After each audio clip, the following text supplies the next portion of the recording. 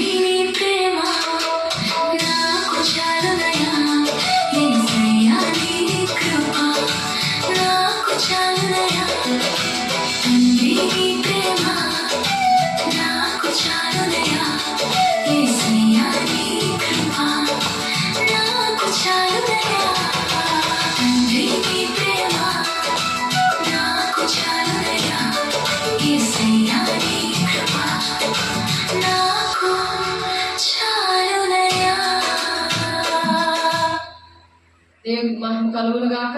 ఆమేన్.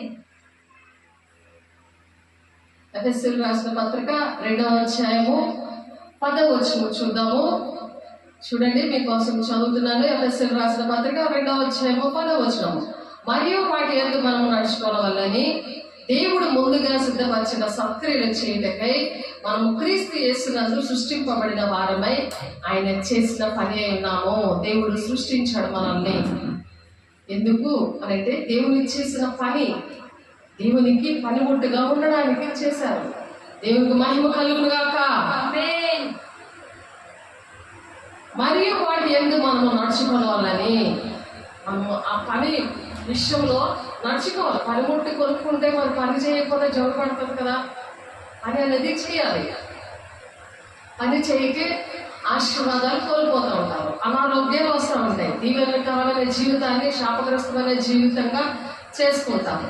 స్క్రాప్లో వెళ్ళిపోతుంది కదా. పని చేయలేని వస్తువు మనం ఏం కొనుక్కున్నా దాన్ని వాడకపోతే, ఆ విధంగా దేవుడు మనల్ని సృష్టించారు. ఎందుకంటే క్రీస్తు యేసునందు సృష్టింపబడిన వారమై క్రీస్తు యేసునందు మనం సృష్టించబడాలి. ఆయనలో మనం బ్రతకాలి. కాబట్టి మరియు అన్నిటి యందు ఎల్లప్పుడూ మీలో మీరు సర్వ సమృద్ధి గలవారే. అప్పుడు ఎప్పుడైతే అలా ఉంటారో, ఆయనలో సృష్టించబడినప్పుడు, ఆయన చేసిన పని అయి ఉన్నప్పుడు, ఆ పనిలో మీరు వాడబడుతున్నప్పుడు ఎల్లప్పుడూ కూడా ఎలా ఉంటామంటే సర్వ సమృద్ధి గలవారే ఉత్తమమైన ప్రతి కార్యము చేయుటకు దేవుడు మీ ఎడల సమస్త విధములైన కృపను విస్తరింపచేస్తాడట. నేను చేయలేను అని అంటే జముగు పడతావు నువ్వు కూడా. స్క్రాప్ లాగా నరకాలకు వెళ్ళిపోవాల్సి వస్తుంది. కాబట్టి ఆయన పరిశుద్ధాత్మ దేవుడు ఏం చేస్తాడంటే మీ ఎడల సమస్త విధములైన కృపను విస్తరిస్తూ ఉంటాడంట. కొరింథీ పత్రికలో పౌలు గారు చెప్తున్నారు కొరింథీ సంఘానికి, మరి 9వ అధ్యాయం 8వ వచనంలో ఆ మాటలు చెప్తున్నారు. కాబట్టి మనము ఎలా ఉండాలి? ఎట్లనగా తన ప్రియులందు తాను ఉచితముగా మనకు అనుగ్రహించిన తన కృప మహిమకు కీర్తి కలిగేలాగా ఉంచాలి. ఆయన కృప ద్వారా కదా మనం రక్షించబడ్డాము. ఆయన కృప ద్వారా కదా మనకు ఆశీర్వాదాలు. మనం ఇలా ఉన్నామంటే, మనకి ఇల్లు అన్నీ కూడా ఉన్నాయంటే, ఉద్యోగాలు, మరి కార్లు, మేడలు ఇవన్నీ ఉన్నాయంటే ఆయన కృపను బట్టే కదా. కాబట్టి ఎల్లప్పుడూ తన ప్రియుని యందు తాను ఉచితముగా మనల్ని అనుగ్రహించిన తన కృప మహిమకు కీర్తి కలగాలి. కీర్తి ఆయనకు మహిమకరంగా ఉండాలి. మంచి పేరు తెచ్చేవారుగా ఉండాలి. దేవుడు నమ్ముకున్నాము, వీళ్ళకి వీళ్ళ పరిస్థితి చూడండి అనుకున్నారు, దేవుడినే పక్కన పెట్టేశారు అన్నట్టుగా ఉండకూడదు. కాబట్టి దేవుడు 2 కొరింథీ 3:17 వచనంలో ప్రభువే ఆత్మ, ప్రభు ఎక్కడ ఉంటాడో అక్కడ స్వతంత్రం ఉంటుంది అని అంటున్నారు. స్వతంత్రం అంటే నువ్వు మంచి పని చేయొచ్చు, చెడ్డ పని చేయొచ్చు. కానీ దేవుని ఆత్మ ఉన్నప్పుడు, దేవుని పనిగా ఉన్నప్పుడు నువ్వు చెడ్డ పనులు మానేసి మంచి పనులు చేయాలి. అది దేవుడు చెప్తున్నాడు. స్వతంత్రం అంటే తినడానికి, పడుకోవడానికి, ఎక్కడికి వెళ్ళడానికి ఇవే స్వతంత్రాలు కాదు. కానీ దేవుని విషయంలో బాధ్యత వహించడానికి నువ్వు ఒక దాహము, ఒక దుఃఖము అనేది ఆ మనిషికి ఉంటుంది అన్నమాట. అలాగా కొత్త నిబంధన, పాత నిబంధన భక్తులు మరి ఏలియా గారేంటి, ఎలీషా గారేంటి, యోనా గారేంటి, సమూయేలు గారేంటి, మరి వీళ్ళందరూ కూడా ఇలాగ నూతన సృష్టి అనేది వాళ్ళకి జరగలేదు. ఎందుకంటే యేసయ్య చనిపోవడం అనేది, చనిపోయి మన కోసం ఆయన చనిపోయి మన పాపములు ఆయనతో పాటు పాతి పెట్టబడ్డాయి. అవి పాతి పెట్టబడిన తర్వాత పునరుత్థాన శక్తితో ఆయనతో పాటు కూడా మనల్ని నూతన క్రియేషన్ అంటే న్యూ క్రియేషన్ అంటే నూతన సృష్టిగా ఆయన చేశాడు. అందుకే మనకి స్వాతంత్రం వచ్చింది. అందుకే మనము చెడుని విడిచిపెట్టి, ఆ చీకటి బ్రతుకుని విడిచిపెట్టి మరి వెలుగు సంబంధులుగా ఉన్నాము. పరిశుద్ధాత్మ దేవుడు ఆ రక్తము ద్వారా, ఆయన తండ్రి కుమార పరిశుద్ధుడు ఆ విమోచన ద్వారా, ఆ పునరుత్థాన శక్తి ద్వారా మనలో నివసిస్తున్నాడు. కానీ ఓల్డ్ టెస్టమెంట్ భక్తులు విషయంలో వాళ్ళు బలులు అర్పించేవారు, మరి తైలము అభిషేకం కోసం వాడేవారు. అప్పుడు అభిషేకం అనేది పరిశుద్ధాత్మ దేవుడు వచ్చి అక్కడ కార్యాలు చేసి వెళ్ళిపోయేవాడు అంతే. కానీ వాళ్ళకి నూతన జన్మ లేదు. అందుకని మనం ఎంతో అదృష్టవంతులము. అందుకే వాళ్ళ పాపము లో పడిపోయారు. దావీదు ఏంటి, శాంసన్ ఏంటి, సొలొమోన్ ఏంటి, ఇలాగా కొంతమంది పాపంలో పడిపోయారు. అవి చూసుకొని చాలా మంది ఈ నూతన సృష్టి అంటే ఏది తెలియదు. దాన్ని బట్టి ఆయన చేసిన పని అయి ఉన్నామనే విషయాలు తెలియదు. అందుకనే వాక్యం చూసుకుని అలా చేశారు కదా, ఆ భక్తులు ఇలా చేశారు కదా, మేము ఎందుకు చేయకూడదు అని వాళ్ళు అనుకుంటూ ఉంటారు. కాబట్టి మనము ఎంతో భాగ్యవంతులం. కాబట్టి ఎవడైనాను వాక్యమును వినివాడై ఉండి దాని ప్రకారము ప్రవర్తింపని వాడైతే వాడు అర్థములో తన సహజ ముఖమును చూచుకొని మనుష్యుని పోలి ఉంటాడు. మనుష్యుని పోలిక కాదు, ఇప్పుడు మనకి దేవుని పోలికనిచ్చాడు. దేవునికి మహిమ కలుగును గాక. ఎప్పుడైతే వినువారు మాత్రమేగానే ఉండడం కాదు, మరి క్రియలు చేసేవారిగా దేవుడు అద్భుతకాలు చేసేవారిగా మనల్ని అందుకే నిలబెట్టాడు. దేవుడికి మహిమ కలుగును గాక. మీరు వినువారు మాత్రమే ఉండి మిమ్మల్ని మీరు మోసపరచబడకుండా వాక్య ప్రకారం ప్రవర్తించే వారే ఉండండి అని యాకోబు గారు 1వ అధ్యాయము 21, 22, 23 వచనాలు చెప్తున్నారు. వాక్య ప్రకారము జీవించాలి, చెప్పడమే కాదు, ఆ దేవుడి కార్యాలు సత్క్రియలు చెయ్యాలి అని మనం ఇప్పుడు చెప్పుకున్నాం. సత్క్రియలు చేయడికే మనం క్రీస్తు యేసునందు సృష్టింపబడిన వారమే. నూతన సృష్టి, నూతన జీవితం, నూతన మనసు, నూతనమైన ఆత్మతో మనం ఉన్నాము. బాహ్యంగా ఉంటే ఇదిగో మా మమ్మీయే కదా అని మాట్లాడతారు, మా అక్కే కదా అని మాట్లాడతారు. అంటే వాళ్ళు వాక్యం వినివారుగా ఉన్నారు. అందుకని వాళ్ళు ఏంటంటే మోసపరిచే పరిస్థితిలో ఉన్నారు. కానీ వాక్య ప్రకారం ప్రవర్తించిన వారిగా ఉండలేకపోతున్నారు. బాహ్యంగా మనం కనిపిస్తూ ఉంటాం మనకి, కానీ అంతరంగంలో ఒక అంతరంగ పురుషుడు ఉన్నాడు. ఆయన పరిశుద్ధాత్మ దేవుడు, తండ్రి కుమార్ పరిశుద్ధాత్మ దేవుడు మనలో ఉన్నప్పుడు ఆ కార్యాలు చెయ్యాలి. అది మనం దేవుడు చేసిన పని అయి ఉన్నాము అని ఇక్కడ ఎఫెసీయులకు రాసిన పత్రిక 2వ అధ్యాయంలో మరియు వాటి యందు మనం నడుచుకోవాలని నడాలి. వినివార్తలు మాత్రమే ఉండకూడదు, వెళ్ళిపోవడం కాదు. అది ఆ వాక్యం నీకు ఎప్పుడైతే గుర్తుంటాదో, అది గుర్తున్నప్పుడు నడక కూడా వస్తుంది. గుర్తులేకపోతే చిన్నపిల్లలు పాకుతూ ఉంటే ఎంతసేపటికి నడపోతే ఎంతగా మనం ఏడుస్తామో దేవుడు అంతగా 1000 రెట్లు దేవుడు ఏడుస్తున్నాడు. దేవుడు బిడ్డ, అందుకని దేవుడు ఈరోజు ఆయన పని ఉన్నామని మాట్లాడుతున్నారు. దేవునికి మహిమ కలుగును గాక. సరి చేసుకోండి. దేవా, నేను పని చేస్తానయ్యా, నీ పని పట్టుగా ఉంటానయ్యా, నేను నాకే లాభమయ్యా. పని చేస్తుంది అది షాప్ అవుతూ ఉంటుంది, కత్తి లాగా దిగిపోతుంది. వెంటనే గబగబ కాస్తుంటే ఉల్లిపాయలు కసకసం దిగిపోతూ ఉంటాయి. అదే కానీ మరి జగ్గు పట్టేస్తే అది తెగుతుందా? అది ఒకవేళ మనం కట్ అయినా సరే అది సెప్టిక్ అయిపోతుంది కదా. దాన్ని టెట్నెస్ వేసుకుంటేనే కానీ దానికి విడుదల రాదు. అలాగే పరిశుద్ధాత్మని టెట్నెస్ వేసుకోవాలి అనుకున్న వారు పరిశుద్ధాత్మను పొందుకోవాలి. దినము మరి నూతన పరచబడాలి. అంతరంగ పురుషుడు నూతన పరచబడాలి. ఇప్పుడు పాత బట్టలు వేసుకుంటామా, ఉదయం లెగ్గానే మనం స్నానం చేసి మళ్ళా నిన్న కుర్రోడు అలాగే స్నానం చేసేసి ఎక్కడ 4 ట్రైన్లు తిరిగి వచ్చాడు. మాట వెనక చెప్పా చేయకుండా పట్టుకుపోయారు ఆ కుర్రోడిని. వాడు ఏం చేశాడు, స్నానం చేసి మళ్ళీ అదే పని చేసేసుకున్నాడు. ఆలోచించండి. ఆ పాత స్వభావం ప్రతిరోజు కూడా పాత స్వభావమును తీసివేసుకొని నూతన స్వభావము, నూతన ఆత్మతో మనం నింపబడతా ఉండాలి. అందుకనే పాత ధరించుకోవాలి. పాత బట్టలు ధరించుకుంటే మంచిదా, కొత్త బట్టలు ధరించుకుంటే మంచిదా? చెప్పండి. కొత్తవి ధరించుకోవాలి. అందుకనే ప్రతి కట్టడను ఆయనలో చక్కగా అమర్చబడి ఉన్నాయి. ప్రభువులందు పరిశుద్ధమైన దేవాలయం ఒకటికు మనం అలా వృద్ధి చెందాలన్నమాట. కొత్త నూతనమైన వస్త్రాలను ధరించుకోవాలి. మరి నూతనమైన జీవితము వస్తుంది అనమాట. అందుకైతే బాహ్య పురుషుడు మరి బలహీనంగా ఉన్న అంతరంగ పురుషుడు దినదినము నూతన పరచబడతా ఉంటాడు. అంటే రోజు కూడా మాసిక బట్టలు వేసుకోవాలి కదా.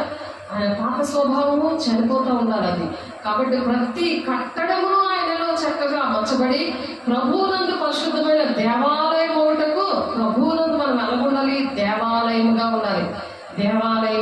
దేవుని బిడ్డ, దేవాలయంగా నువ్వు ఉన్నావా లేదా? నువ్వు దేవాలయంగా ఉంటే నువ్వు ఎక్కడ నిలబడితే అక్కడ దేవుని పిల్లలు ఆకర్షించబడతారు.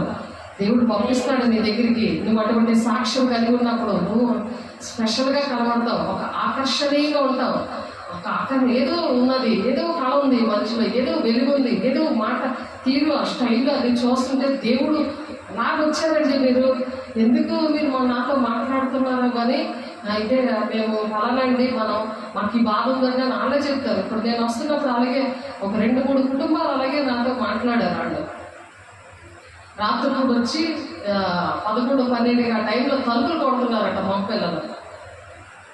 చూడండి ఎంత దారుణంగా ఉంది ఈ ఏరియా.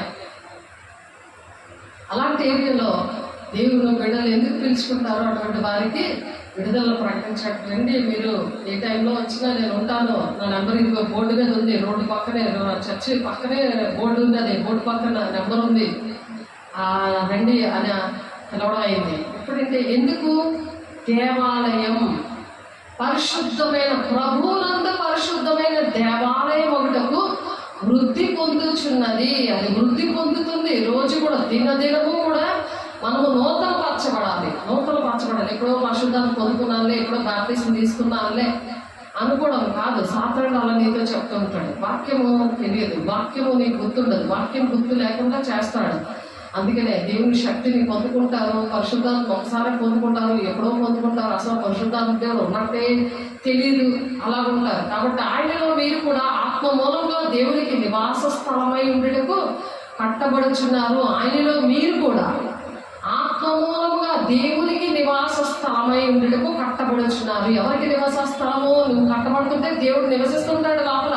నువ్వు ఆలయంలో కదా, నేను నువ్వు ఆలయంలో ఉంటాం కదా, ఆయన నివసిస్తూ ఉంటాడు. దేవుడికి మాయమవుతారు కాక ఆయన నివసిస్తూ రోగుల మీద చేతులు వేస్తే వాళ్ళు స్వస్థత పొందుకుంటున్నారు.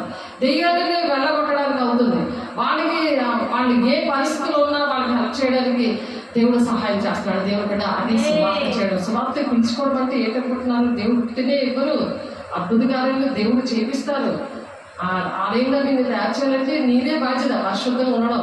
ఆ పని కూడా పరిశుద్ధమైన ఉండడానికి పరిశుద్ధులు ఒకటికి పిలువబడ్డం కానీ అపవిత్రంగా ఉండడానికి పిలువబడలేదని మనం నేర్చుకున్నాం.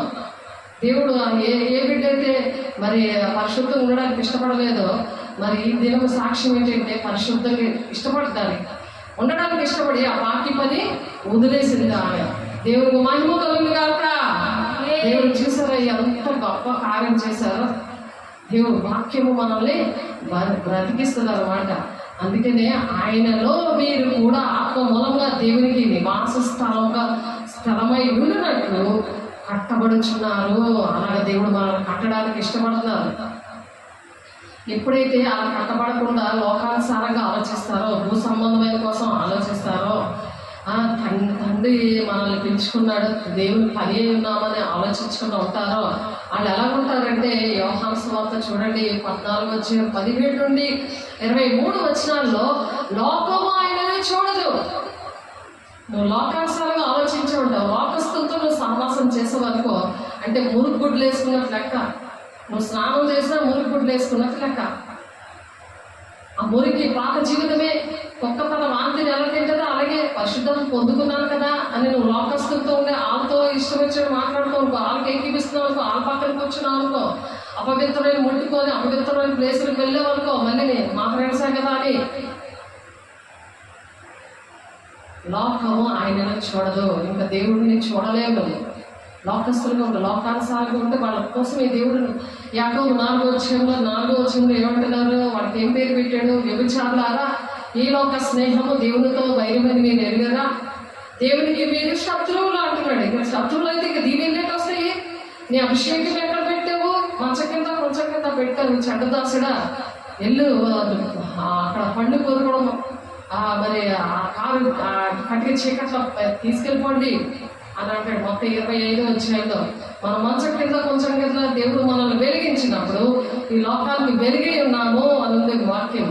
ఆయన వెలుగుగా వచ్చి మనల్ని వెలుగుగా చేశాడు. చీకటి సంబంధంగా ఉన్న వాళ్ళని ఆయన మరణంలో నుండి పాపంలో నుండి విడిపించి ఆయన మన కోసం చనిపోయి పునరుత్థాన శక్తినిచ్చి ఆ దేవుడు మనల్ని అలాగ దేవుడు పని చేస్తూ ఉంటే ఆయన పని ఉన్నాం కదా, అలాగ దేవుడు పని చేస్తుంటే ఆ పని చేస్తున్న వాడిని ఇద్దరు తిరగట్రాయి విసురుతుంటుంటే ఒక ఆమె ఉండిపోయింది, ఇంకొక ఆమె వెళ్ళిపోయింది అన్నారు కదా. నిత్యం కూడా దేవుని ధ్యాసలోని దేవుని రాత్రులు అలా ధ్యానిస్తూ ఉండాలి. దేవుని వాక్యమును, దేవుని పాటలు అలా దేవుడు మనం వింటుంటే అవి పని చేస్తున్నప్పుడు అవి ఏంటవుతుంది అంటే మనతో మాట్లాడుతూ ఉంటాయి. మనం అలా దేవుడితో ధ్యానంలో ఉన్నప్పుడు దేవుడు ఎప్పుడు వచ్చినా, ఏ టైంలో వచ్చినా, ఆయన ఏ కాలంలో వచ్చినా వెంటనే దేవుడు ఎత్తబడే గుంపులో మనం ఉంటాం అనమాట. పెరుగుమంత సమయాలుగా సిద్ధపడదాం, దేవుడికి మహిమ కలుగును గాక.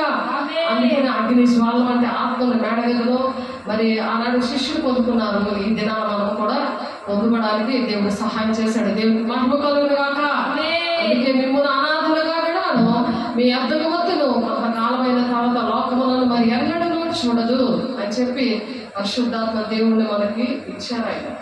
ఆయనలో మనం నూతన సృష్టిగా మనం చేశాడు. అయితే మీరు నన్ను చూతురు, నేను జీవించుచున్నాను కనుక మీరునో జీవించురు. యుగగాలు ఆయనతో జీవిస్తాం, ఇప్పుడు కూడా జీవిస్తున్నాము. ఎందుకంటే నేను ఉన్నాను. 24 hours మీరు ఫోన్ చేయండి, మీరు రమ్మనండి, నేను వస్తాను, నేను చేస్తాను, నా దేవుడు వస్తాడు నాతోటి, నా దేవుడిని అడిగి నేను వస్తాను అని చెప్తాను. కారణం అది, నేను నా తండ్రి యందును మీరు నా యందును నేను మీ యందును ఉన్నామని ఆ దినమున మీరు ఎరుగుదురు. అప్పుడు మీరు ఎరుగుతారు. కాబట్టి మీరు దేవుడు ఆరోపణ అవుతూ దేవుడు ఈ మాటలు చెప్పారు. ఆదరణకర్త మనల్ని ఆదరిస్తాడు. అయ్యో యేసయ్య వెళ్ళిపోయాడని కలవరపడద్దు. యేసయ్య మరి ఆయన తండ్రి చిత్తం నెరవేర్చి మరి ఆయన తండ్రి కుడిపార్శ్వం కూర్చున్నాడు. ఆయన అక్కడ మన కోసం విజ్ఞాపన చేస్తున్నాడు. కాబట్టి మనం ఈ విషయాల్లో జయించినప్పుడు మనము కూడా జయించి వారిని నేను నా సింహాసనం వద్ద నేను కూర్చోబెడతాను అన్నది వాక్యం ప్రకటన గ్రంథంలో. కాబట్టి మరి అలాగా కూర్చొని ఉండడానికి దేవుడు ఆయన పని అయి ఉన్నామని మనం మర్చిపోకూడదు. నా ఆజ్ఞలు అంగీకరించి వాటిని గైకొనేవాడు, నన్ను ప్రేమించేవాడు. ఆయన ఆజ్ఞలు, ఆయన మాటలు మరి ఆ పని చెయ్యాలి. పని దేవుడు ఇచ్చిన పని విషయంలో బాధ్యత వహించాలి. నన్ను ప్రేమించేవాడు నా తండ్రి వల్ల ప్రేమించబడను, నేను వారిని ప్రేమించి వారికి నన్ను కనపరుచుకుందును. నన్ను కనపరుచుకుంటాను. ఆయన మాట్లాడడం స్టార్ట్ చేస్తాడు. నువ్వు ఎప్పుడైతే దేవుడి మాట వింటావో, ఆ తండ్రి వల్ల ప్రేమించబడతావో, దేవుడు నీకు ప్రత్యక్షం అవుతాడు. ఎంతమందికో దేవుడు ప్రత్యక్షమయ్యాడు దేవుడు. కాబట్టి ఆ విధంగా దేవుడు చేయాలని ఆశపడుతున్నాడు దేవుడి బిడ్డ. ఎఫెసీయులకు రాసిన పత్రిక 4వ అధ్యాయము 24, 25 వచనాల్లోనే మనము ఏంటంటే రోజు కూడా మనం నూతనమైన స్వభావాన్ని మనం ధరించుకోవాలి. రోజు ధరించుకున్నప్పుడు అలాగా దేవుడితోటి మనం గడపగలం, దేవుడి కార్యాలు చూడగలం, దేవుని ఆశీర్వాదాలు పొందుకోగలం. నీతియు యథార్థమైన భక్తియు గలవారే. నీతిగా ఉండాలి, యథార్థంగా ఉండాలి. లోపల మాట బయట మాట కాదు. అపవిత్రమైన పనులు చేయకూడదు. ఎందుకంటే అపవిత్రంగా ఉండడానికి దేవుడు పిలవలేదు. దేవుడి చేతుల్లో పని ఉన్నామని ఈరోజు నేర్చుకుంటున్నాము. ఆ పని ఏం చేయాలి? సత్క్రియలు చేయాలి, క్రియలు చేయాలి. వాక్యం వినువారుగా ఉండకూడదు. మీరు వినువారు మాత్రమే ఉండి మిమ్మల్ని మీరు మోసపరుచుకోనకుండా వాక్యం ప్రకారము ప్రవర్తించేవారై వారునై ఉండుడి అంటున్నారు. యాకోబు రాసిన పత్రిక 1వ అధ్యాయము 22వ వచనంలో యాకోబు గారు చెప్తున్నారు, మీరు ప్రవర్తించాలి. వాక్యం ఎలాగుందో అలాగే మీరు ప్రవర్తించాలి. అదే పని. ఆ పని చేయాలంటే ఆ పనికి ఒక డ్రెస్ ఉంటుంది. డాక్టర్కి ఒక డ్రెస్, స్టాఫ్ నర్స్కి, హెడ్ నర్స్కి ఒక డ్రెస్, ఒక గ్రేడ్, అలాగే పోలీస్ ఇన్స్పెక్టర్కి ఒక డ్రెస్ ఉంటుంది, అలాగే లాయర్కి ఒక డ్రెస్ ఉంటుంది. అలాగే ఆయన పని చేయడానికి కూడా ఆ డ్రెస్ ఏంటో చదువుదాం. నీతియు యథార్థమైన భక్తి గలవారే దేవుని పోలికగా సృష్టింపబడిన నవీన స్వభావమును ధరించగలవలెను. నవీన స్వభావం అంటే కొత్త మనసు నీకు రావాలి. రోజుకి కూడా కొత్త మనసు, నూతనమైన మనసు రావాలి. అది ధరించుకోవాలంట. నవీన స్వభావం. నీ మాట తీరు, నీ తలంపలు అవన్నీ కూడా మారాలి.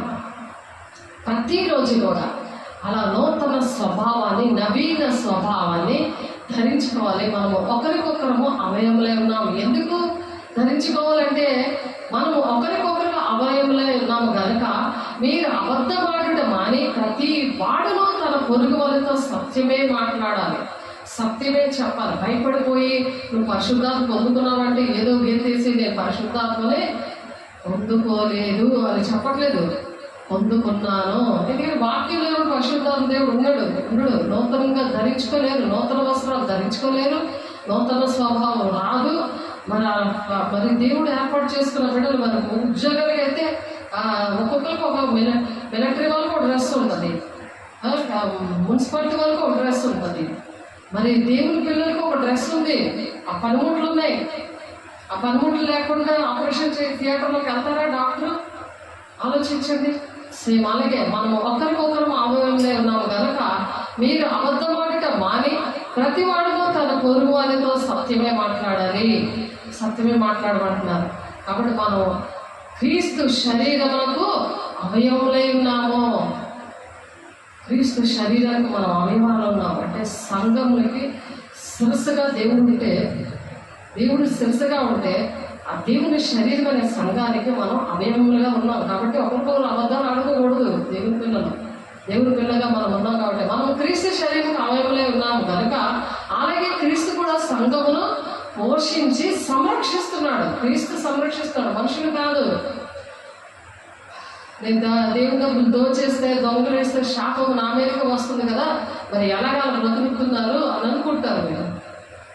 మేము శాపగ్రస్తులుగా ఉన్నాము లేండి, మరి వాళ్ళు బ్రతకలేదు కదా అనుకుంటారు. కానీ మనం క్రీస్తు శరీరం అవయంలో ఉన్నాము కనుక అలాగే క్రీస్తు కూడా సంఘమును పోషిస్తాడు, సంఘాన్ని పోషిస్తాడు, సంరక్షిస్తాడు. అలాగే 3:9 ప్రకారం శాపగ్రస్తులుగా ఉండకుండా దేవుడు మనల్ని పోషిస్తాడు, నిన్ను ఆత్మీయంగా పోషిస్తాడు. అవి నష్టానికి దేవుని డబ్బులు అంటే దేవుని రాజ్యం కట్టడానికి మరి వాడడానికి దేవుడు సహాయం చేస్తాడు. పరలోకపు బ్యాంకులో అవి వేస్తూ ఉంటాడు దేవుడు. పరలోకపు బ్యాంకులో ఎక్కడ చెమ్మట కొట్టేస్తాయి, ఇక్కడ చిల్లి సంచిలోకి వెళ్ళిపోతాయి. అది ఆశీర్వాదం కాదు. దేవుని బిడ్డ ఒకసారి ఆలోచించండి. కాబట్టి ప్రతి ఒక్కరు కూడా అపవాదికి చోటు ఇయ్యద్దు. ఇలాగ అపవాదికి చోటు ఇయ్యద్దు. దొంగలేడు వాడు ఇక మీద దొంగలేడక అక్కరకాల వాడికి పంచిపెట్టేందుకు వీలు కలుగు నిమిత్తము తన చేతులతో మంచి పనులు చేయించు కష్టపడాలి. ఇప్పుడు దేవుని అవయవాల్లో ఒకరు చెయ్యిగా ఉంటారు, అలా మంచి పనులు చేసి కష్టపడాలన్న దేవుని విషయంలో దేవుని డబ్బులు ఆర్థికంగా ఎవరు బాధగా ఉన్నారు, ఎవరు పరిస్థితుల్లో ఉన్నారు, పేద ప్రజలు, పేద ఏరియాలో కదా పనిచేస్తున్న ఏసే శరీరంలో అవయవాలు శిష్యులు, వాళ్ళ కోసం దేవుడు మాట్లాడుతున్నారు. దేవుడు బిడ్డ అలాగా ఉంటున్నామా లేదా అని చెక్ చేసుకోవాలి.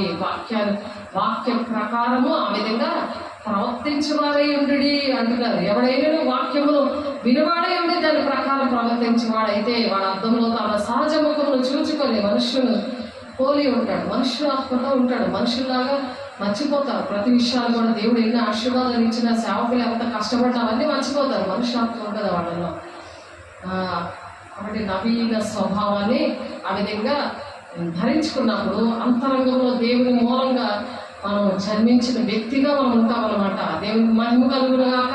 అంతరంగ పురుషుడు బలంగా ఉంటాడు, దేవుని పోలి ఉంటాడు, ఆయన దేవుని రూపంలో ఉంటాడు. ఆయన ఎవరు ఏ విషయాలు వచ్చినా సరే దేవుడు మరి వారిని నిలబెట్టుకుంటూ ఉంటాడు. క్రీస్తు నందున్న వాడు నూతన సృష్టి. క్రీస్తు నందు ఈ విధంగా ఉంటే వాడు నూతన సృష్టి. చూద్దాము. 2 కొరింథీయులు రాసిన పత్రిక 5వ అధ్యాయము తీయండి ఒకసారి. 2 కొరింథీయులు రాసిన పత్రిక 5వ అధ్యాయము 17వ వచనం. కాగా ఎవడైనా క్రీస్తు నందున్నాయడలా వాడు నూతన సృష్టి, పాతవి గతించని ఇదిగో క్రొత్తవైన సమస్తము దేవుని వలనైనవి. ఆయన మనల్ని క్రీస్తు ద్వారా తనతో సమాధానపరచుకొని ఆ సమాధానపరచు పరిచర్యను మాకు అనుగ్రహించాను. ఇదే దేవుని పని అన్నమాట. దేవుడు పని అయి ఉన్నాము అంటున్నారు కదా. సమస్తము దేవుని వలనైనవి, ఆయన మనల్ని క్రీస్తు ద్వారా తనతో సమాధానపరచుకుంటాడు. ఈ విధంగా క్రీస్తు ఏం చేస్తాడంటే తండ్రి కుమార పరిశుద్ధాత్మ దేవుడు మనం పొందుకున్నప్పుడు ఆయన సమాధాన పరుస్తారనమాట. వాళ్ళు క్షమిస్తారు, ప్రేమిస్తారు, వాళ్ళ కోసం ప్రార్థన చేస్తారు. వాళ్ళలో ఉన్న చీకట్లు పోవాలి ప్రభా, వాళ్ళకి మనోనేత్రాలు తెరవండి ప్రభా, ఈ ప్రార్థన అలా చేస్తూనే ఉంటారు. సమస్తము దేవుని వలనైనవి, ఆయన మనల్ని క్రీస్తు ద్వారా తనతో సమాధానపరచుకొని ఆ సమాధానపరచు పరిచర్యను మాకు అనుగ్రహించాను. అదేదనగా దేవుడు వారి అపరాధములు వారి మీద మోపక క్రీస్తునందు లోపమును తనతో సమాధానపరచుకొనొచ్చు ఆ సమాధాన వాక్యమును మాకు అప్పగించను. సమాధాన పడడానికి, దేవుడితో సమాధాన పడడానికి దేవుడు అలాగే నిర్ణయిస్తాడు. ఒక్కొక్కరిని సమాధాన పడండి, దేవునితో ఉండండి. దేవునితో ఉన్నప్పుడు దేవుని ఆత్మను పొందుకుంటారు. దేవుని శరీరం అభిమానంగా మీరు పని చేయడం స్టార్ట్ చేస్తారు. నూతన సృష్టిగా ఉంటారు. నూతన స్వభావాన్ని మీరు ధరించుకుంటారు. అది డ్రెస్ కోడ్ అనమాట. దేవుడి పని చేయడానికి ఆ నూతన స్వభావం, దేవుని స్వభావం ధరించుకుంటారు. కావున దేవుడు మా ద్వారా వేడుకున్నట్లు మేము క్రీస్తుకు రాయబారులమే దేవునితో సమాధాన పడుడని క్రీస్తు పక్షంగా మిమ్మల్ని బతిమాలుకొనుచున్నాము. మేము బతిలాడుకుంటున్నాం. మీరు క్రీస్తు సమాధాన పడండి, స్లాబ్లో తేరవద్దు అని చెప్పి అగ్నిగుండంలో వేసేస్తాను అంటున్నాడు కదా ఆయన.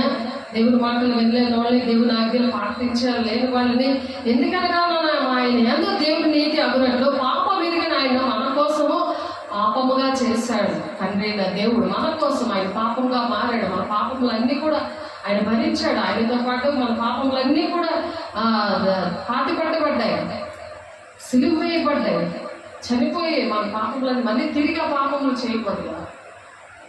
మాటి మాటికి దేవుని సిలువ వేసినట్టు కదా. మరి సేవకులకి అటువంటి వేదన పడటం అంటే దేవుడికి ఆ వేదన పడుతున్నాడు. ఆయన మాటి మాటికి సిలువ వేసినట్టు లెక్క వస్తుంది.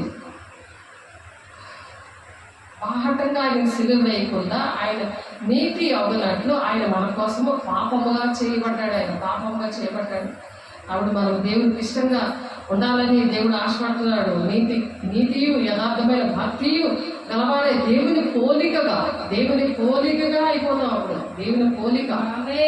సాతాను పోలిక ఉంటే సాతాను వాళ్ళు కనబడతాడు, సంఘానికి కనబడతాడు, మీకు కనబడతాడు. కానీ వాడు మీ దగ్గర రానివాడు. మీరే ప్రార్థన చేసుకోవాలి. మీకోసం మేము ఎంత ప్రార్థన చేస్తున్నాం, ఒక్కొక్కరి కోసం కూడా ప్రార్థన చేస్తున్నాం. మీరేంటంటే వాక్యానికి లోబడాలి, దేవునికి లోబడాలి, సరి చేసుకోవాలి. వాక్యాన్ని పట్టుకుని సరి చేసుకోవాలి. నీతియు యథార్థమైన భక్తియు గలవారే దేవుని పోలికగా సృష్టించబడిన, దేవుని పోలికగా మిమ్మల్ని సృష్టించాడు దేవుడు.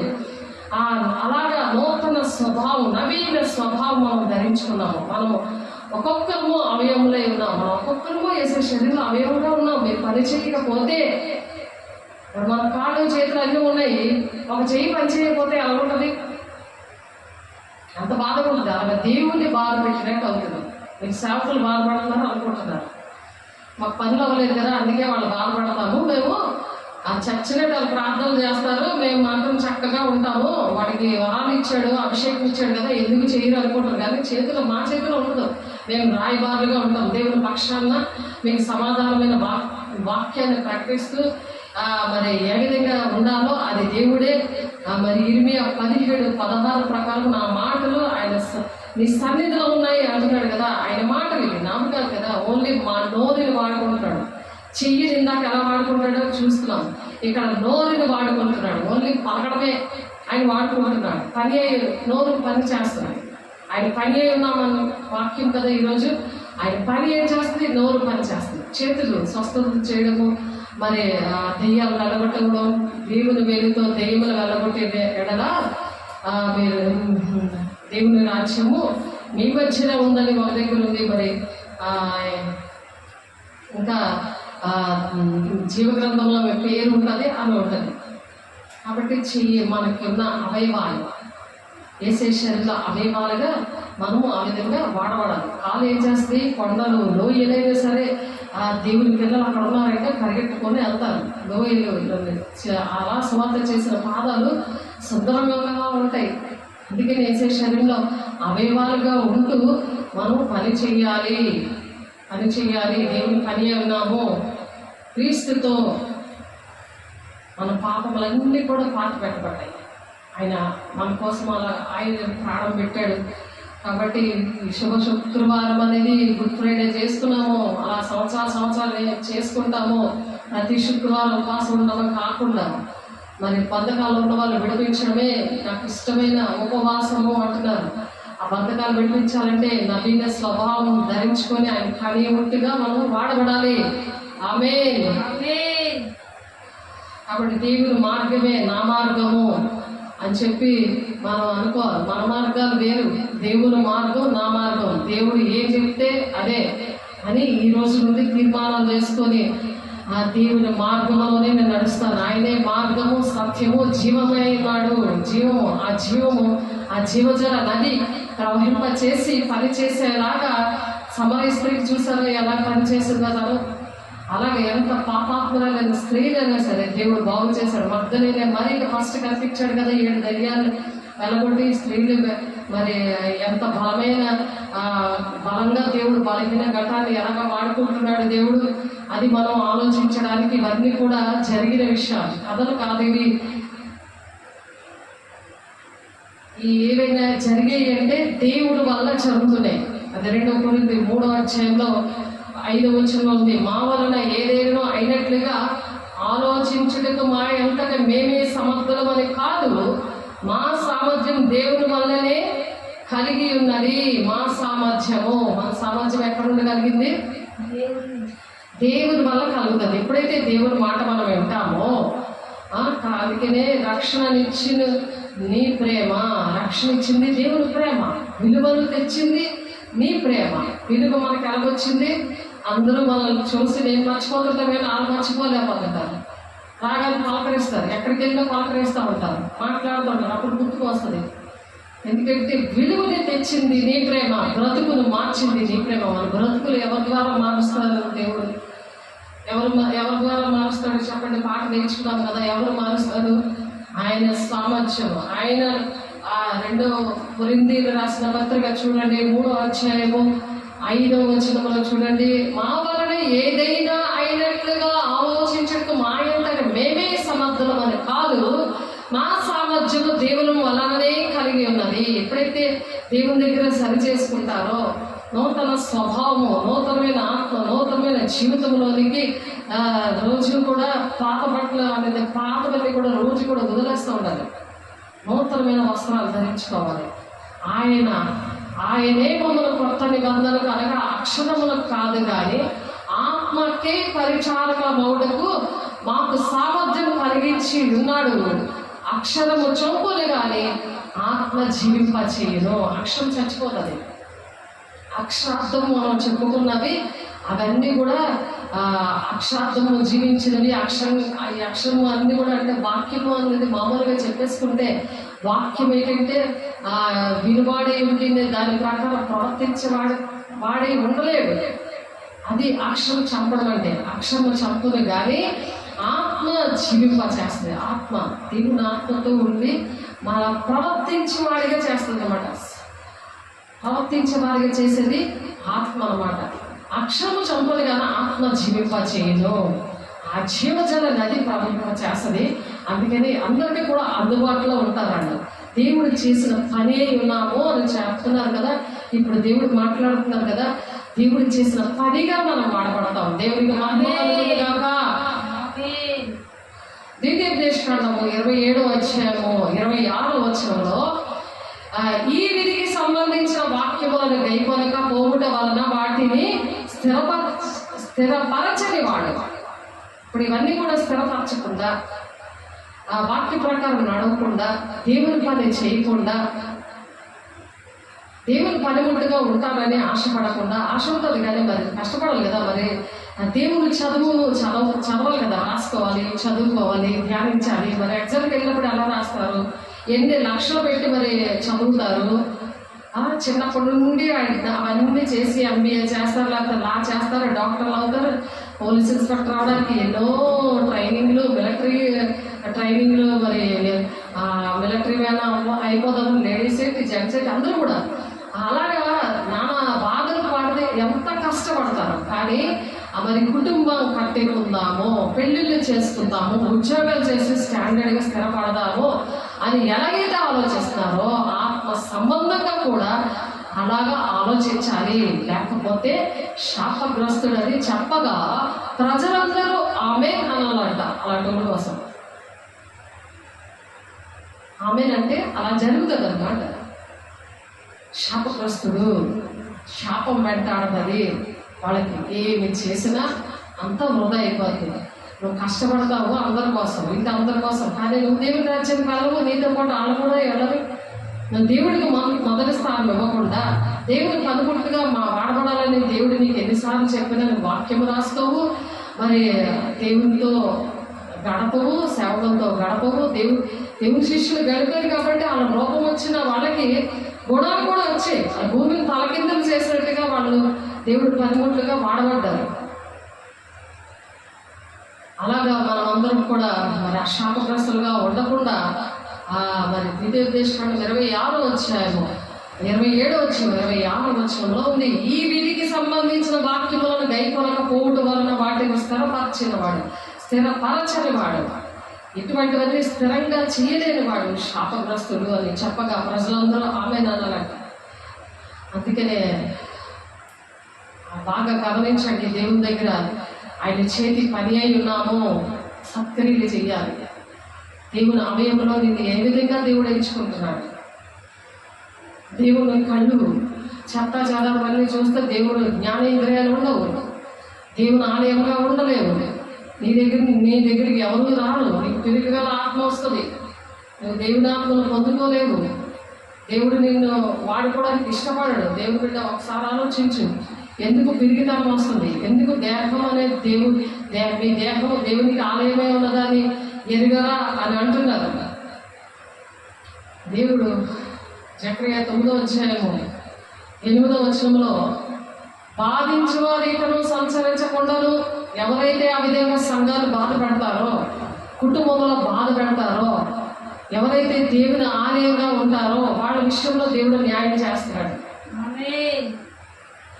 బాధించిన వారికను సంచరింపకుండా వాళ్ళు సంచరించరుగా. అక్కడ తిరుగులాడి సైన్యములు నా మందిరం మీదికి రాకుండాను, నా మందిరం అంటే నీ దేహమే నీ దేవుని ఆలయం, వాళ్ళ మీదకి రాదు.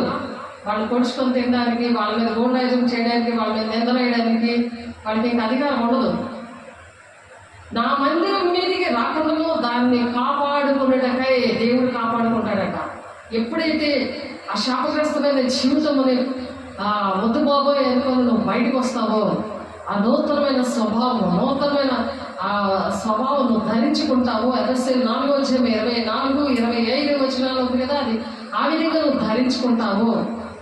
దేహమే దేవుని ఆలయమే ఉన్నదని మీరు ఎరుగారా అంటున్నారు. ఈ దేహాన్ని ఆ విధంగా పరిశుద్ధంగా కాపాడుకుంటావో, పరిశుద్ధాత్మ దేవునికి నిలయంగా నువ్వు ఇష్టపడతావో, ఆ తండ్రి కుమార పరిశుద్ధాత్మ దేవుడు నీలో నివసించడానికి నువ్వు ఇష్టపడతావో, ఆ విధంగా దుష్టుడు కొట్టకుండా తాను ప్రార్థన సహవాసం రొట్టెగిర్చడం నువ్వు ఎడతెగగా ఉంటావో, అలా భద్రం చేసుకుంటావో, అప్పుడు దేవుడు ఏం చేస్తాడంట, బాధించే వాళ్ళని దగ్గర సంచరించారంట.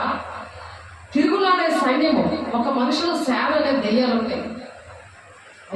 ఆ సేవ అనే దెయ్యాలు కూడా ప్రార్థన చేసుకుంటాయి, మమ్మల్ని పంపించద్దు, ఈ మనిషి చాలా బాగున్నాడు, చక్కగా సుఖంగా అన్ని తింటున్నాము, హాయిగా ఎంజాయ్ చేస్తున్నాము, కోట్లు అనుభవిస్తున్నాము, కారులో తిరుగుతున్నాము, ఏసీలో చక్కగా ఎంజాయ్ చేస్తున్నాము, ఏసీ బెడ్రూమ్లో మేము ఎంజాయ్ చేస్తున్నాము, చక్కగా మటను చికెన్ ఇవన్నీ కూడా చక్కగా తింటున్నాము, బాగా అన్నీ ఎంజాయ్ చేస్తున్నాం, మమ్మల్ని పంపించద్దు అని వేడుకుంటే పందుల్లో పొమ్మన్నాడు దేవుడు.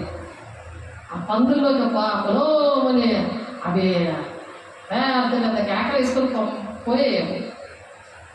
నీతో మాకు పర్లేదయ్యా, మా టైం ఇంకా రాలేదయ్యా, నువ్వు ఎందుకయ్యా మా దగ్గరికి వచ్చేస్తున్నావు, మమ్మల్ని పాతాల్లో పంపించద్దయ్యా, మమ్మల్ని ఎక్కడికి వెళ్ళమంటావో చెప్పు, అక్కడికి వెళ్ళిపోతావు. అందుకనే దేవుడు పందుల్లో పొమ్మన్నాడు. ఎన్ని వేలు పందుల్లోతో దూరిపోయావి, అవన్నీ సముద్రంలో వెళ్ళిపోయి పడిపోయి చచ్చిపోయావి. చూడండి, ఏది కోరుకుంటున్నారు? దేవుని ఆలయాన్నా, దెయ్యం ఆలయాన్నా కోరుకుంటున్నారు?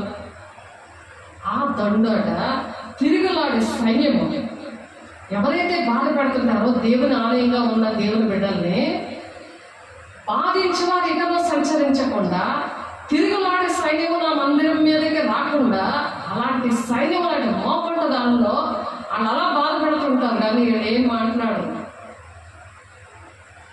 దేవునికి అప్పచెప్తారండి.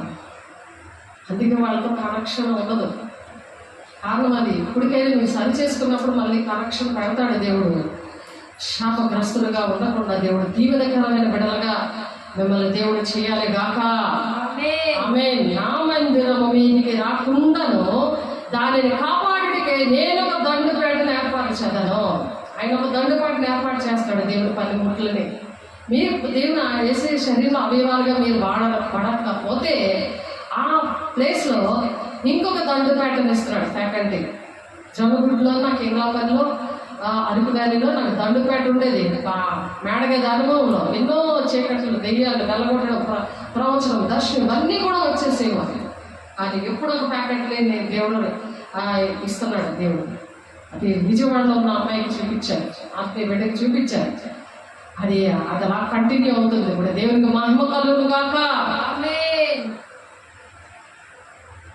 అయితే మన దేహం బాధించి వారు అలా సంచరించకుండా, అలాగా తిరుగులాడే సైన్యం అందరి మీద రాకుండా దేవుడు ఒక దండుపేటను ఏర్పరిచాడు. మన దేహము దేవుని ఆలయమైందా. అందుకు నువ్వు దేవుని ఆలయంగా ఉంటే నేను కబురు కూడా రాదు. నువ్వు భయపడే పని లేదు. నువ్వు తిరిగితరమైన దెయ్యం వెళ్ళిపో పరిగెడతాడు. నువ్వు దేవుని ఆలయంగా నువ్వు మారినప్పుడు పరిశుద్ధాత్మకు నిలవే ఉన్నాము. మన చుట్టూ కూడా గొప్ప సైన్య సమూహం ఉందని, మనం కాస్తున్నారని మనం ఎప్పుడు కూడా ఆలోచించము. కానీ నేను డ్రైవింగ్ చేస్తున్నప్పుడు రోడ్లు మీద గోతులు ఉంటాయి. ఆ గోతులు తప్పించుకున్నప్పుడు ఇంకొక బైక్ వచ్చేస్తుంటుంది స్పీడ్గా. ఇలాగే నేను తల్లి కొట్టినప్పుడు వాడు పక్కన వెళ్ళిపోతుంటాడు. కానీ దేవుడు ఎలా కాపాడుతున్నాడు తెలుసా? ఇదే దండుపేట. ఆయన ఏంటంటే నేను ఒక దండుపేటను ఏర్పాటు చేస్తాను నీకోసం. అలా పనిచేస్తాడు దేవుడు. దేవదూతలు భయభక్తులు గలవారు చుట్టూ కూడా ఆయన దేవదూతలు కాపుదలు ఉండి నడిపిస్తున్నారు. లేకపోతే ఇక్కడ నుండి ఇంగ్లాపల్లి, మేడపల్లి, జొన్నగుండి, ఇంగ్లాపల్లి, మేడపల్లి, అక్కడ నుండి వచ్చి జమునారాయణపురం. అలాగే చూడండి. ఇప్పుడు ఈ జొన్నగుండి, గోంగ్లాలు ఆయన వచ్చేసరికి 5-6 అయిపోతుంది. ఎలాగ దేవుడు ఈ దండుపేటతో ఎలాంటి ఏరియా అనుకున్నారు? అది అన్ని ఏరియాలు ఒకలాంటివే. అరకు వ్యాలీ ఆ ఏరియాలు ఎలాంటివో, కాపు వలస, నారింజ వలస, ఆ ఏరియాలన్నీ కూడా ఇటువంటి ఏరియాలు, సేమ్ ఏరియాలు అన్నీ కూడా. దాంపూరి, జమునారాయణపూరి ఇవన్నీ కూడా చాలా భయంకరమైన ఏరియాలు. కానీ ఎలాగ చేయగలుగుతున్నాను? కారణం ఏంటో తెలుసా? ఆయన దానిని కాపాడుటకే నేను ఒక దండుపేటని ఏర్పరుస్తున్నాను. నీ దేహమే దేవుని ఆలయానికి, నీ ఆలయానికి ఒక దండుపేట వేస్తాడు దేవుడు బిడ్డ. అది గమనించుకో.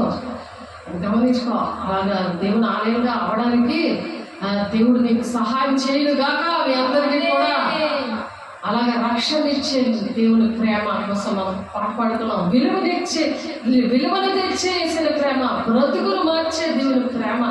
ఆ ప్రేమను మర్చిపోకండి దేవుని బిడ్డలారా. దేవుని సాక్షిగా అది నిలబెడతాదినగా దేవుడు మనకు సాక్షిగా నిలబెట్టుకుంటున్నాడు. పరిశుద్ధాత్మ దేవుడు వచ్చినప్పుడు సర్వ లోకానికి, సర్వ సృష్టికి మనం దేవుని వార్తను ప్రకటించాలి. ఆయనకు సాక్షిగా ఉందుముగాక. ఆమేన్. అదే శాశ్వతమైన ప్రేమ. ఆ ప్రేమ అంతమలేనిది. ఆ ప్రేమ అంతమలేని దేవుని బిడ్డలారా. బలిగా మారింది మన కోసం. ఆయన అనుక్షణం మనం సిద్ధైపోతుంది కదా. అనుక్షణం మాట వినకపోతే నిన్ను నడిపిస్తున్న సేవకులకి శోధన వస్తుంది.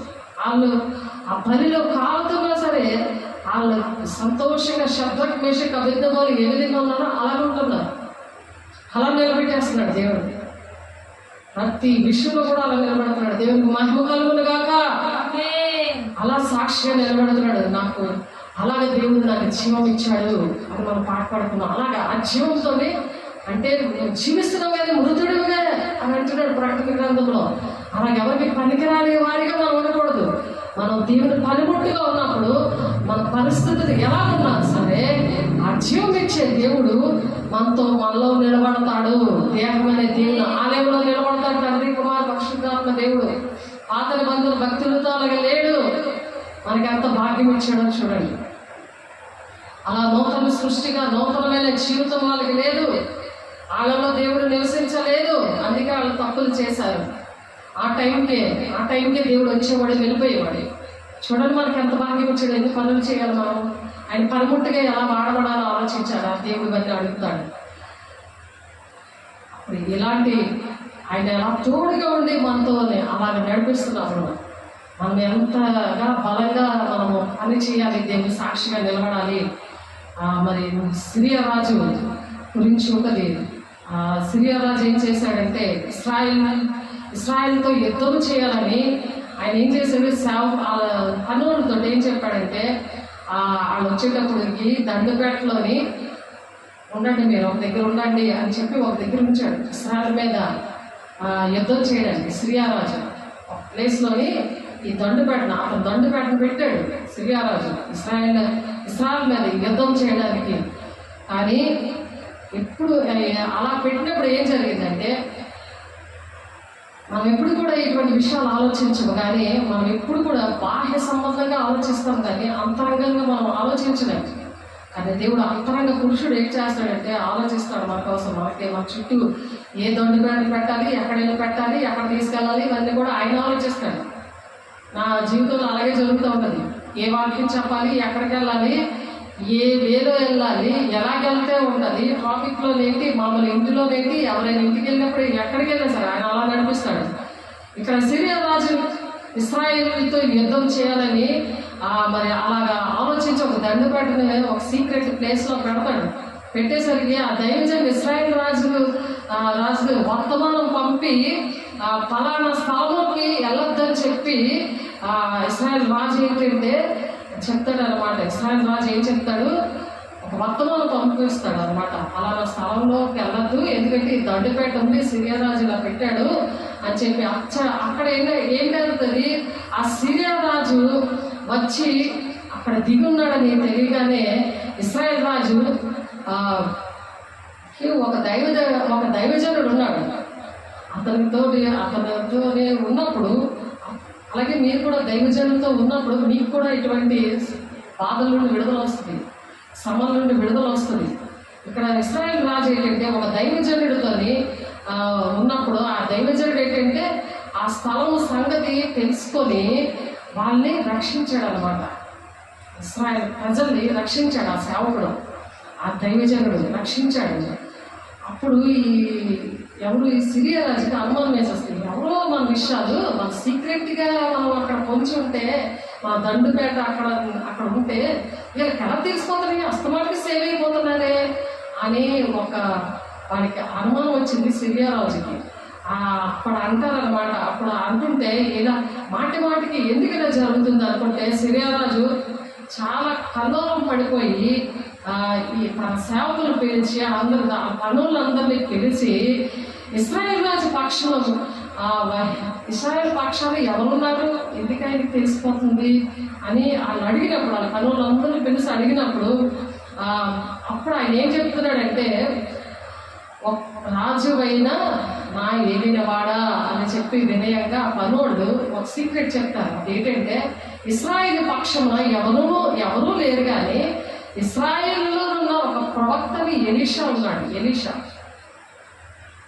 ప్రవక్త అనమాట. ప్రవక్తకి ఏంటంటే రాబోయే సంగతులని తెలుస్తుంది. మరి పాత నిబంధన భక్తుడైనా సరే ఇతనిలో ఆ పని అయిపోయి వెళ్ళిపోయేవాడు, పరిశుద్ధంతుడు వెళ్ళిపోయేవాడు. ఆనాడు ప్రవక్తల్లో వస్తువు వెళ్ళిపోయేవాడు, ఆ పనులు అయిపోయేటప్పుడు ఆ ప్రార్థన చేసినప్పుడు వచ్చేవాడు, మళ్ళీ వెళ్ళిపోతుంది వాడు. ఇప్పుడు అలా కాదు, నిత్యము నివసిస్తాడు మనలో. ఎంత గొప్ప భాగ్యం ఇచ్చాడో ఆలోచించండి, ఎంత భాగ్యం ఇచ్చాడో ఆలోచించండి దేవుని బిడ్డలారా. అయితే ఆ ప్రవక్త ఎలీషా అంతఃపురంలో ఉన్నాడు. ఉండి మీరు అనుకోని మాటలు, ఇప్పుడు సిరియా రాజుని పనోళ్ళు ఏంటి మాట్లాడుకుంటున్నారో ఈ విషయాలన్నీ కూడా మాటలు ఇస్రాయేల్ రాజుకి ఎలీషా పాస్టర్ గారు చెప్పేస్తున్నారు. ఈ ప్రవక్త ఇది చెప్పేస్తుంటే అందుకు రాజు ఏం చేశాడంటే మనుషులు పంపి అతను తెప్పించండి, అతను తీసురండి అని మనుషులు పెట్టి ఎలీషా గారిని తీసుకొచ్చారు. అతడు ఉన్న చోటు రప్పించారు. ఎలా ఉన్నాడో అలా పట్టుకొని రండి అని అన్నప్పుడు మరి ఆ రాజు రాగానే రాత్రి వేళ వచ్చి నలుగు దిశలో కూడా పట్టణం అంతా చుట్టుపెట్టేశారు అన్నమాట. నలుగు దిశలో కూడా ఎక్కడైతే ఎలీషా రాజు ఉన్నాడో, తన పనోళ్ళు ఉన్నారో అక్కడికి వచ్చి ఫుల్గా అలా చుట్టేశారనమాట. ఇక్కడ ఈ దండుపాట అంతా కూడా ఒక రాత్రిపూట వచ్చేసి అలాగ వచ్చేసి చుట్టుముట్టేస్తే రాత్రి వేళ వచ్చి నలుదిశలో పట్టణములు చుట్టుకొనగా దైవజనుడైన అతని పనివాడు పెందలకడే లేచి బయటికి వచ్చాడు.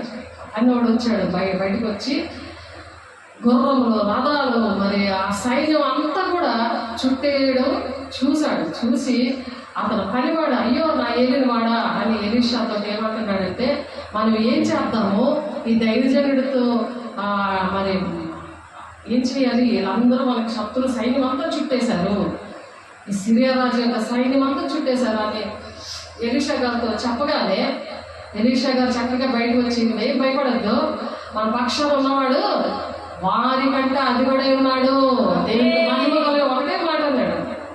మన పక్షాన ఎవరున్నారు అనుకుంటున్నావు, అసలు అలాగేందుకు భయపడిపోతున్నావు అని చెప్పి యెహోవా వీడిని చూచినట్లు యెహోవా దేవుడు ప్రార్థన చేశాడు. యెహోవా దేవా వీడు చూచినట్లు దయచేసి వీడి కండ్లను తెరువు అని ఎలీషా ప్రార్థన చేయగా యెహోవా ఆ పనివాని కళ్ళు తెరవజేశాడు. వెంటనే తెరవజేశాడు. పర్వతములు అగ్ని గుర్రాల చేత రథముల చేత నిండిపోయి ఉన్నాయన్నమాట. ఆ దానికన్నా బలంగా ఉన్నారు అగ్ని రథాలను. అందులో దేవుడే ఉండి అగ్ని దేవుడు ఉండి అగ్ని రథాలతోటి అక్కడ అటువంటి సైన్యము అక్కడ చూశాడు. ఇది ఎలీషా చూస్తున్నాడు కానీ తన సేవకుడు చూడలేకపోయాడు. అలాగే మీ సేవకులు చూస్తుంటారు, వాళ్ళు ధైర్యంగా ఉంటారు మీ విషయంలో.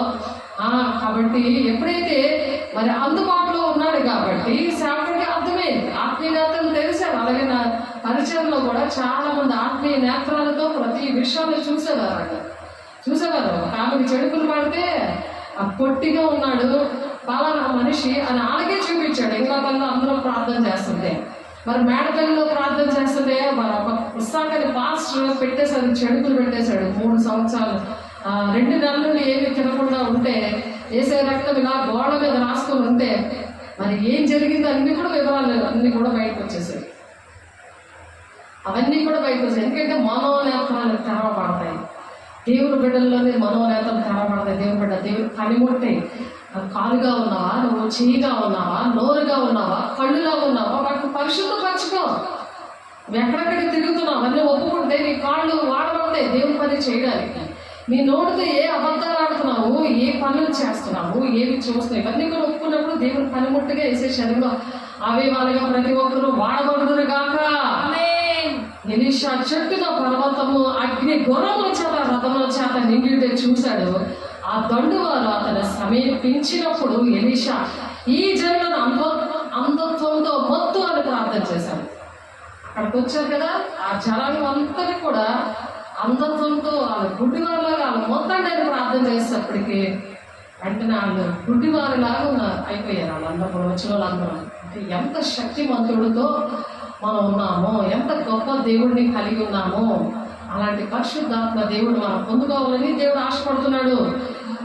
2వ రాజుల గ్రంథంలో 6వ అధ్యాయం 8 నుండి 18 వచనాలు ఉన్నాయి. దేవుడు మనోనేత్రాలు తెరిచినప్పుడు మనమే దేవుని కాపుదలను గ్రహించగలం. దేవుని కాపుదలను మనం కూడా అలా గ్రహించాలి అంటే దేహము దేవుని ఆలయంగా ఉండాలి, దేవుడు మనలో నివసించాలి.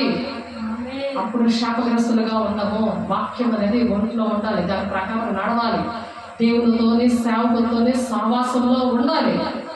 ఆ సహవాసంలో ఉండడానికి దేవుడు అటువంటి కృప దేవుడు దయచేయని కాక. దేవుని రథములు సహస్రము సహస్ర హస్తము ప్రభు వాటిలో ఉన్నాడు. సీనాయి పర్వతమైనట్టు ఆ కొండ పరిశుద్ధమయ్యను అని దావీదు భక్తుడు చెప్తాడు. ఆ కొండే పరిశుద్ధమైపోయిందంట. చూడండి దేవుని రథాలతో.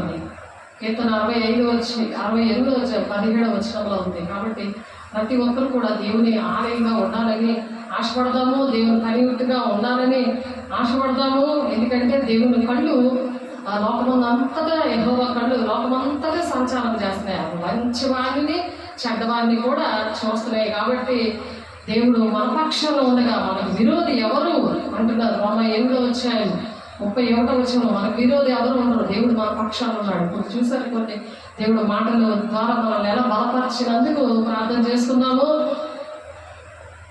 అందరు కళ్ళు మూసుకోండి. దేవుని దగ్గర ప్రమాణం చేయండి. దేవా నీ ఆలయంగా మేము ఉంటామయ్యా. అది వాక్యం మేము నేర్చుకుంటాం. నేర్చుకోవడమే కాదు, వినడమే కాదు, వాక్య ప్రకారము మేము జీవిస్తామయ్యా. నీ శరీరంలో అవయవాలుగా మేము ఉంటామయ్యా. అలా నడవకపోతే శాపగ్రస్తులుగా ఉంటారని మరి ద్వితీయోపదేశ కాండంలో మీరు మాట్లాడారయ్యా. అలా మేము ఉండము ప్రభా. మమ్మల్ని క్షమించండి, కనికరించండి, కృప చూపించండి అయ్యా. నీకు ఇష్టంగా ఉంటామయ్యా. మాకు విరోధం ఎవరు లేరయ్యా. మాకు దండుపేటను ఏర్పాటు చేసావయ్యా. అయ్యా మా దగ్గర అటువంటి వారు సంచరించాలని జకర్యా 9:8 చెప్తున్నావయ్యా. మీకు వందనాలయ్యా. మహిమ రావాలి నాయన నీకు. అయ్యా యజమానుడా, మంచి బలా నమ్మకమైన మంచి దాసుడా, ఈ కొంచెంలో నమ్మకంగా ఉన్నావు. అనేకమైన వాటి మీద నిన్ను నేను నియమిస్తాను అంటున్నావు అయ్యా. అనేకమైన వాటిని మాకు ఇస్తానంటున్నావు. నీ యజమానుని సంతోషంలో పాలు పొందుకో అంటున్నావు నాయన. సేవకులకు ఉన్న ఆశీర్వాదాలు, వాళ్ళ దీవెనలు అవన్నిట్లో నువ్వు పాలు పొందుకుంటావని చెప్తున్నావు. మొత్తం 25:21 ప్రభా. అట్టి కృపలు మీరు దయచేస్తున్నారే స్తోత్రాలు. మహిమగల దేవా అయ్యా, సంఘం క్షమాభివృద్ధి చెందడానికి అయ్యా ప్రభునందు విస్తరించుచున్నారు. ఈ విధంగా ఉన్నప్పుడు అపోస్తలుల 9:31 ప్రకారము మా పట్ల మీరు ఈ కార్యం జరిగించారయ్యా. నీకు వందనాలు ప్రభా. అయ్యా మనము మేలు చేయలేదు విసుగగా ఉంటాము అని అంటున్నావు నాయన. అయ్యా మేలు చేయలేదు విసుగగా ఎందుకు అని నాయన గలతీ రాసిన పత్రికలో తండ్రి 6:9 ప్రకారం మమ్మల్ని దీవించారయ్యా. నీకు వందనాలయ్యా. మనం అలయక మేము చేసినమేమి తగిన కాలమందు మేము పంట కోస్తామని చెప్తున్నాం ప్రభా. పరిశుద్ధాత్ముడు ఆ పంట కోయడానికి మా మధ్య ఉన్నదేమా నీకు స్తోత్రాలు అయ్యా. నువ్వు ఘనకార్యములు పూనుకొని విజయం నొందుదువు అంటున్నావు నాయన.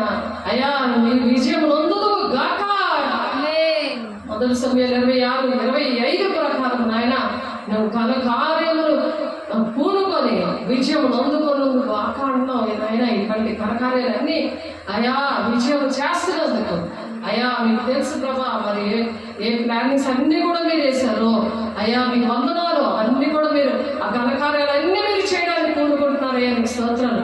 నీకు సమృద్ధిగా మేలు కలుగజేయను అని చెప్తున్నావు అయ్యా. నీకు వందనాలు అయ్యా. 28:11 ప్రకారం నేను మాకు మేలుతో నింపుతున్నందుకు, ఆశీర్వాదంతో మాకు నింపుతున్నందుకు మీకు వందనాలు చెల్లిస్తుంది. చేసే పరిశుద్ధ నామంలో బ్రతికులాడు వేడుకుంటున్నాం తండ్రి. ఆమేన్. తండ్రి యొక్క దీవెన, కుమారుని యొక్క కృప, పరిశుద్ధాత్మ నిత్య సహవాసము సదాకాలమునైనా అయా ప్రతి ఒక్కరికి తోడైండి నడిపించును గాక. ఆమేన్. దేవునికి మహిమ కలుగును గాక. God bless you. దేవుడికి దీవించి ఆశీర్వదించును గాక. ఆమేన్.